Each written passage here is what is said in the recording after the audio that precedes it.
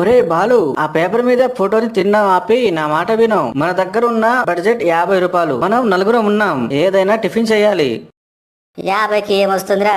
ఒక ఇడ్లీ వస్తుంది. దాన్ని నలుగురం పంచుకుంటే అది ఇడ్లీ అవ్వదు, మనకు పచ్చడి కూడా అవ్వదు. ఎందుకు రాంత ఖర్చు? 10 పెట్టి బిస్కెట్ ప్యాకెట్ కొందాం. తలా ఒక బిస్కెట్ తిని లీటర్ నీళ్లు తాగితే కడుపు నిండిపోతుంది. మిగతా 40 రూపాయలు సేవ్ చేద్దాం.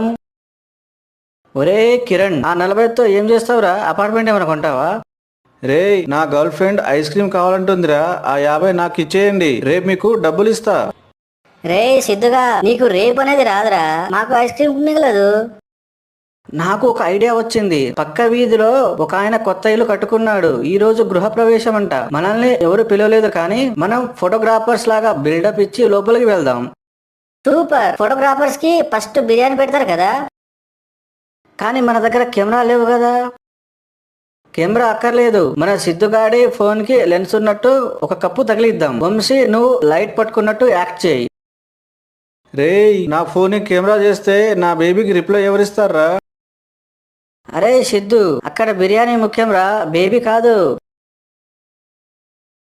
Ready, rolling, action. సిద్ధు, ఆ పప్పులో నుంచి పొగలు వచ్చేలా ఫోటో తీ. బాలు, నువ్వు టేస్ట్ ఎలా ఉందో చెక్ చేయి. ఎవరయ్యా మీరు? ఇక్కడ నుంచి వచ్చారు?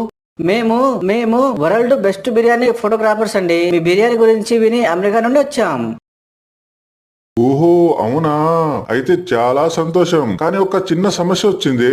గ్యాస్ అయిపోయి వంటవాడు పారిపోయాడు. ఇప్పుడు మీరు ఫోటోలు తీయాల్సింది బిర్యానీని కాదు, పక్కనే ఉన్న ఉప్మాని. ఉప్మానా? గృహప్రవేశంలో ఉప్మా పెట్టే ఏకైక వ్యక్తి నువ్వే అయ్యగారు. చక్రి, ఉప్మా అంటే ప్లేట్ ఫ్రీ కదా, తిని వెళ్ళిపోదామా? రే కిరణ్, నీ పిసినారితనం తగలయ్యా. పదండ్రా, పారిపోదాం. అక్కడ ఉప్మాలో జీడిపప్పు కూడా ఉన్నట్టు లేదు. అరే ఆగండ్రా, నా బేబీకి ఉప్మా ఫోటో పంపిస్తాను.